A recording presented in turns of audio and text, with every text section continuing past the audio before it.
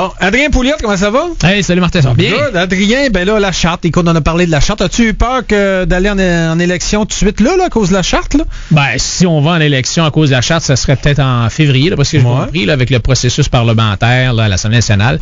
Mais je trouve ça pas mal incroyable qu'on aille en élection sur une affaire pareille. Là. Ça serait vraiment folie. Je comprends qu'on y aille, là, tu sais, c'est un budget, une affaire importante, mais tu vois que c'est du positionnement de la part du PQ pour essayer de mettre les autres, la CAQ et les libéraux dans l'embarras.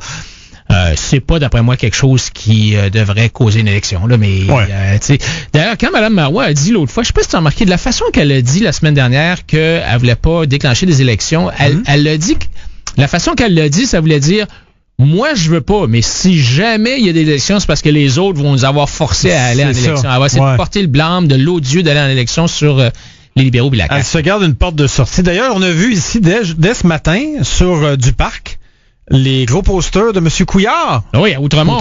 Oui. Puis le PCQ, on va avoir un candidat. Là. On est en train de finaliser ça. Là. Bon, on va faire un candidat. Absolument. Excellent. Ouais, il aussi. Ouais.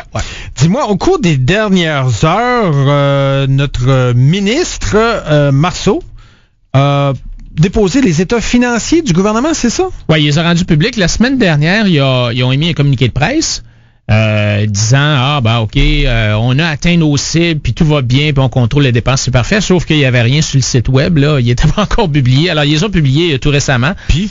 Et, on est-tu dans marde? Ben écoute, oui.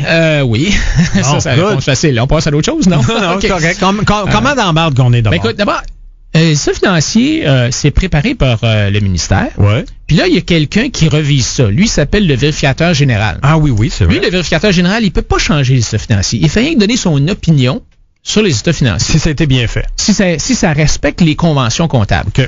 Et cette année, le vérificateur général a dit non, les états financiers ne respectent pas les conventions comptables et on est donc la seule province au Canada à avoir des états financiers où il y a un rapport du vérificateur général avec une réserve comme ça. OK. Ce que le vérificateur général dit, c'est que tu sais, Martin, la comptabilité, c'est pas une science, c'est un art. Ah oui, on peut faire dire bien des choses aux chiffres, on dit là.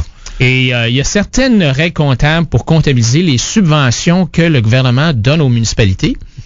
Et il y a deux façons de le comptabiliser. Soit tu comptabilises selon le cash, selon le montant que tu as effectivement payé à chaque année, ou soit que, mettons que tu t'engages, mettons que tu dis à la Ville de Montréal, OK, je m'engage à vous donner 1 milliard. Sur tant d'années. Oui, sur tant d'années. Ben, il y a une façon de comptabiliser où tu prends le milliard tout de suite comme dépense. OK.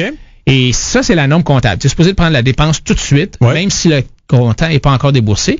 Mais le gouvernement provincial a décidé de ne pas suivre cette norme comptable-là. Donc, gros drapeau rouge dans les états financiers, c'est pas très bon quand tu t'en vas à New York avec les agences de notation montrer ça. Les autres, ils le voient tout de suite, ils sont pas fous. Là. Et l'impact là pour cette année, c'est comme 600 millions de plus de déficit, là.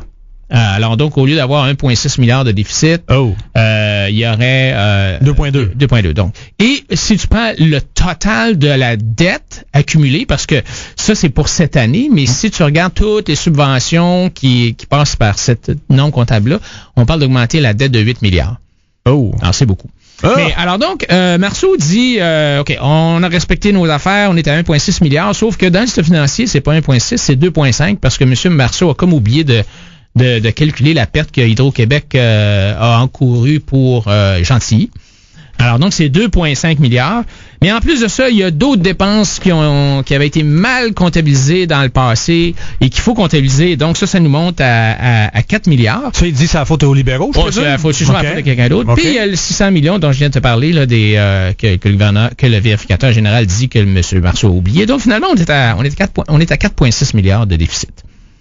Même si lui dit que c'est 1,6, en fait, c'est 4,6. Pour cette année, là. Pour cette année. Juste une année, là. Ouais. Puis là, la dette, l'accumulation des déficits, là, depuis le début, là. Ce qu'on doit au total. Ce qu'on voit au total, ben, ça a augmenté de 8 milliards. D'une année à l'autre. Wow. En un an, là, le déficit accumulé a augmenté de 8 milliards de dollars. Parce qu'il y a des intérêts là-dessus. La dette aussi, les intérêts, tout ça.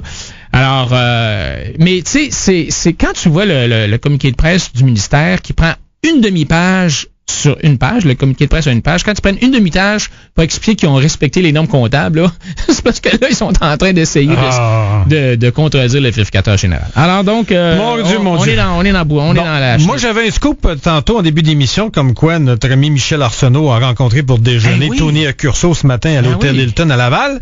Toi, tu as un scoop comme quoi le NPD, Nouveau Parti démocratique, a réservé un nom de nouveau parti au provincial ici? Oui, absolument. Alors, dans le National Post de ce matin, puis c'est drôle, ça n'a pas paru à nulle part dans les journaux québécois, il y a une nouvelle à l'effet que le NPD veut partir un parti provincial au Québec. Tu sais qu'il y avait déjà, Mulcair avait déjà parlé de ça l'an passé. Ouais. Ça avait été mis sur la glace. Mais comme disait M. Mulcair, après son caucus, sa réunion de son caucus de cette semaine, il a dit ça au National Post, il a dit il n'y a pas de parti fédéraliste de gauche au Québec. Alors, donc, c'est clair qu'ils sont en train de patenter quelque chose pour partir un parti fédéraliste de gauche. OK, fait qu'il veut quelque chose qui est de la gauche, un peu comme le PQ, mais qui soit pas séparatiste. C'est ça. Bon. C'est ça. Donc, le contraire de toi. Ouais, alors donc, contrairement. Alors donc là, à gauche, ça veut dire qu'il y aurait le NPD, il y a Québec solidaire, Option nationale, le PQ, il y en a qui disent que les libéraux sont à gauche, la CAQ est un petit peu à gauche. Alors, il y en a à peu près 45 à gauche, puis il n'y en a rien qu'à droite, c'est moi. Bon, alors, c'est good. Donc, je suis bien content. Ben oui, mais c'est ça. Diviser le vote de gauche. Exactement. Bon, ben parfait. OK, bon, on apprend tous les jours. Ouais. Là, tu veux me parler de la ministre des Ressources naturelles, Martine Ouellette, qui voudrait créer, un Ubisoft pour la taille de diamant. De quoi tu parles, là? Ouais, ben écoute, tu sais que la fameuse loi sur les mines que le PQ avait mis de l'avant est tombée au rencard. Oui. Un autre projet de loi du PQ qui parce qu'ils sont minoritaires, c'est foire. C'est ça. Mais ça n'empêche pas la ministre des Ressources naturelles de mettre de la pression sur différentes entreprises pour faire ce qu'on appelle de la seconde transformation au Québec.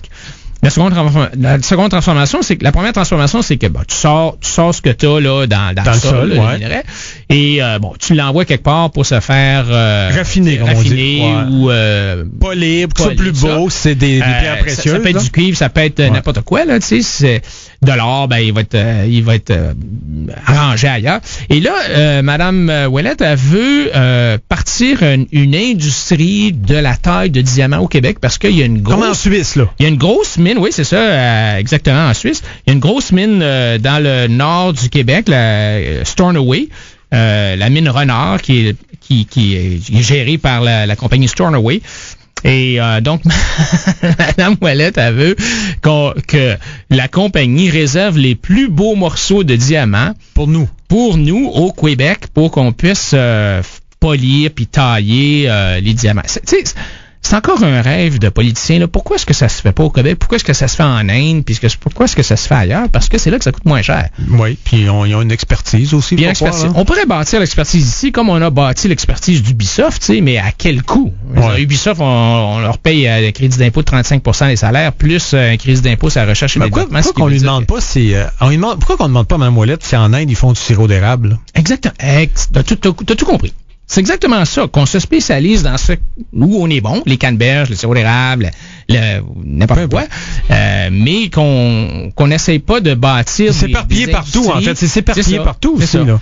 Et d'ailleurs, il y a, sur la rue Cathcart à Montréal, il y a une dizaine de tailleurs de diamants qui sont venus à Montréal.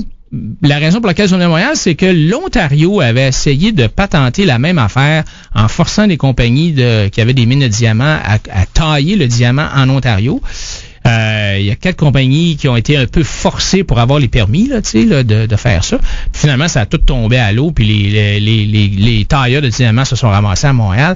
Alors, quand tu forces artificiellement quelque chose, il y a un coût à ça, là, parce que ça va coûter plus cher de faire ça à Montréal qu'ailleurs. C'est pas bon. Puis on devrait donc, comme tu viens de le dire, se spécialiser dans les affaires pour lesquelles on est bonne. Ben, c'est sûr. Bon, tu voulais me parler de la politique de solidarité sociale du PQ. Qu'est-ce que toi, la politique de ben c'est ça. Qui est contre la tarte aux pommes, tu sais? Alors, ils ont Mme Marois, là, qui est... Ben, tu sais que Mme Marois, c'est une ancienne... Travailleuse sociale. Oui, elle a beaucoup d'affinités avec ces choses-là.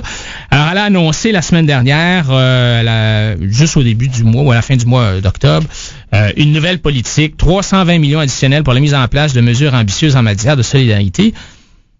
Puis là, tu lis ça, puis tu peux pas être contre ça, là. C'est tellement beau, quel coup, là? Ben, c'est ça, mais on va...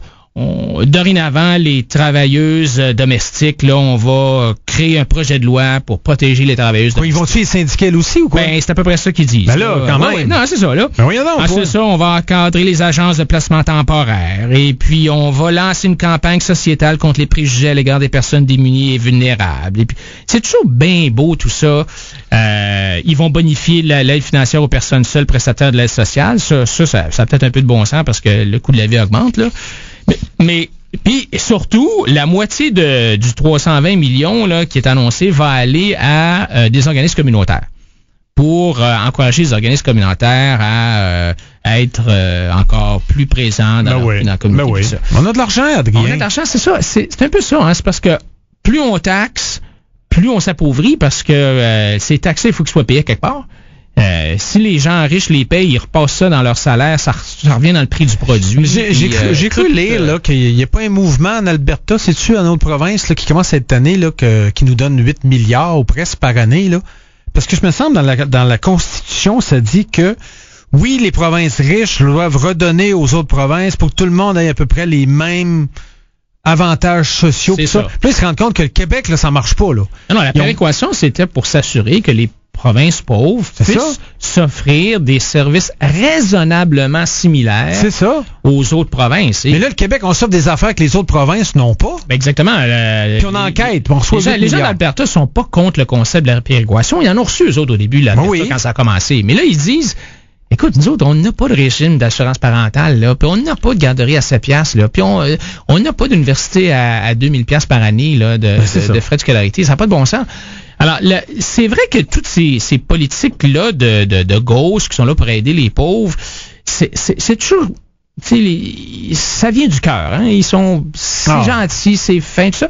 Mais en bout de piste, on est la province la plus taxée, la plus endettée, la plus réglementée, puis la plus pauvre. Puis c'est peut-être parce qu'on est plus taxé, plus réglementé, plus endetté qu'on est les plus pauvres. Ben oui, mais c'est le cercle vicieux, exactement. C'est un cercle vicieux. Alors, plus le gouvernement est présent, plus on s'appauvrit parce qu'ils ont des programmes qui gaspillent de l'argent, tous sortes de programmes. Alors, nous, on pense que oui, ça prend un filet social au Québec, mais il faut pas que ces programmes-là deviennent des plans de carrière et que les assistés sociaux, par exemple, il y a à peu près je te dirais, là, Martin, qu'il y a 50 000 assistés sociaux au Québec, là, qui sont des assistés sociaux professionnels. Oh oui, Quand tu regardes, là, il y en a qui s'en fâchent puis qui se relèvent, là.